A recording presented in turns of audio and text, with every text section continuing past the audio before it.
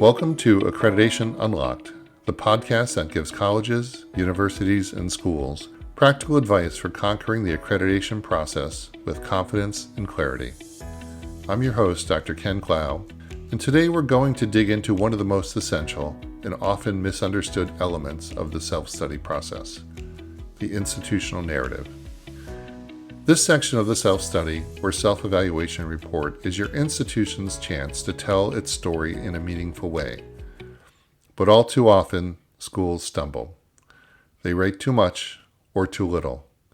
They fall into the trap of listing historical facts with no context, rely on generalities or cliches, or forget that the audience isn't internal stakeholders. It's the accreditation reviewers. So in today's episode, we're going to walk through what not to do. Specifically, we'll explore the most common pitfalls institutions encounter when writing the institutional narrative and give you the tools to avoid those pitfalls. Whether you're writing your first self-study or your fifth, this episode will help you sharpen your focus, clarify your message, and ensure your narrative makes the right impression.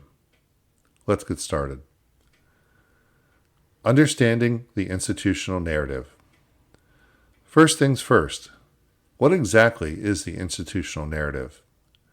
Depending on your accreditor, it might go by other names: institutional overview, institutional context, introductory narrative, or something similar. But regardless of the terminology, the purpose remains consistent. It is the opening chapter of your self-study, the entry point through which reviewers begin to understand your institution. Think of it as the opening scene in a documentary. It is where you frame the story, introduce the characters, and provide the lens through which the rest of the report will be viewed. Done well, it sets the tone for the entire self-study. Done poorly, it leaves readers confused, or worse, disengaged.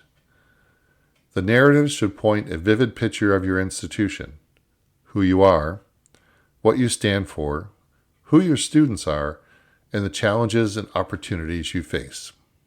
It's not a summary of every program or policy. It's a snapshot of your institutional identity and strategic context. Remember, reviewers may be reading several self-studies in a short period. A narrative that's clear, concise, and authentic will not only help them understand your institution, but also make your entire report more memorable.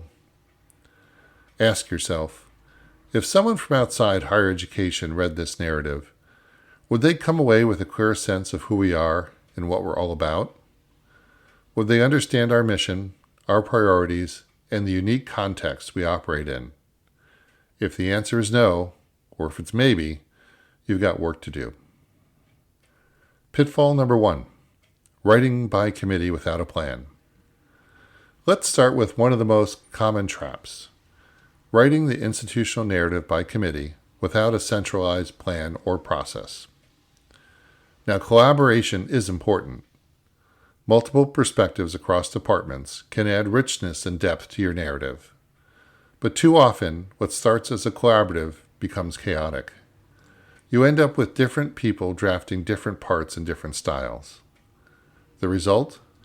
A patchwork of content that lacks coherence, consistency, or a unified voice.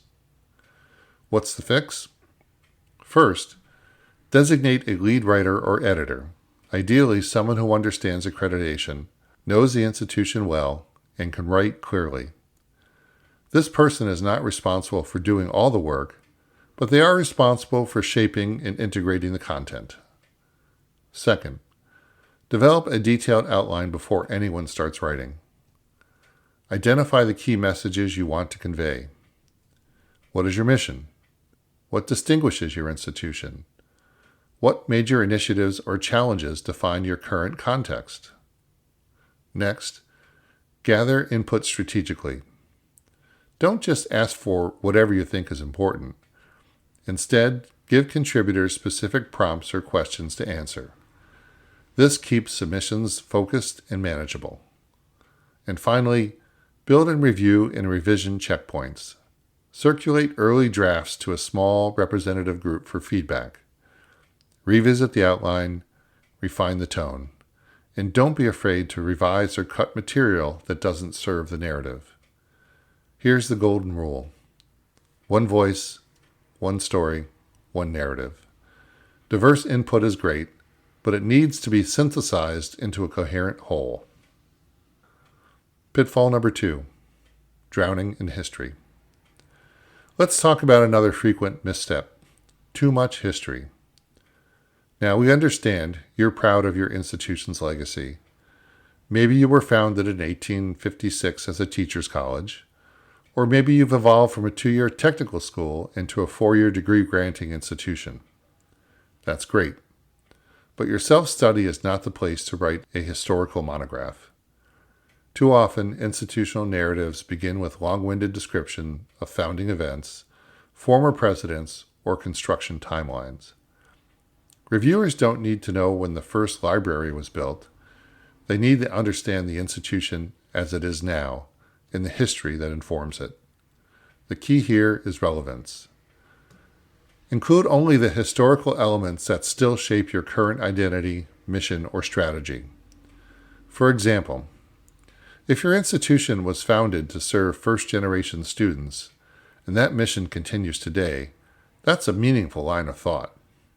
Here's a good rule of thumb. One strong paragraph of foundational history is enough.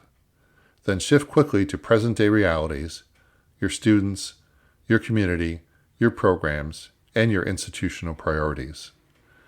If you have important historical context that you want to preserve, consider placing it in an appendix. A simple timeline or short narrative in the back of a report can give reviewers access to the detail without overwhelming the main narrative. Your goal is to orient the reader, not to take them on a historical tour. Pitfall number 3, using jargon and bureaucratic language. Next up, the problem of jargon and bureaucratic language. Every institution has its own internal vocabulary. Over time, we develop acronyms, shorthand, and phrases that make perfect sense to insiders, but leave outsiders scratching their heads. Accreditation reviewers come from a range of backgrounds. They're smart, experienced, and thoughtful, but they may not know your terminology. And they definitely don't want to wade through eduspeak just to understand your point. Avoid phrases like cross-functional synergies, mission-aligned strategic imperatives, or scaffold curricular integration. These may sound impressive, but they obscure meaning rather than clarify it. Instead, opt for plain, precise language. Say what you mean. Be specific. If you use a technical term, explain it. If you refer to a department, briefly describe what it does. And spell out acronyms the first time you use it. Use examples whenever possible. If you describe a student success initiative, name the program and describe how it works. If you mention partnerships, describe the outcomes they've produced. Good writing isn't about sounding smart. It's about being understood. And clarity will always make a stronger impression than complexity. Pitfall number 4, making broad claims without evidence. Finally, let's look at one of the most dangerous pitfalls, making unsupported claims. It is tempting to use positive-sounding statements like, "Our institution is committed to excellence," or "We offer robust student services." But without evidence, these statements are meaningless to reviewers. Think of the narrative as an opening argument in a legal case. Every assertion should be something you can back up later in the report with data, examples, or documentation.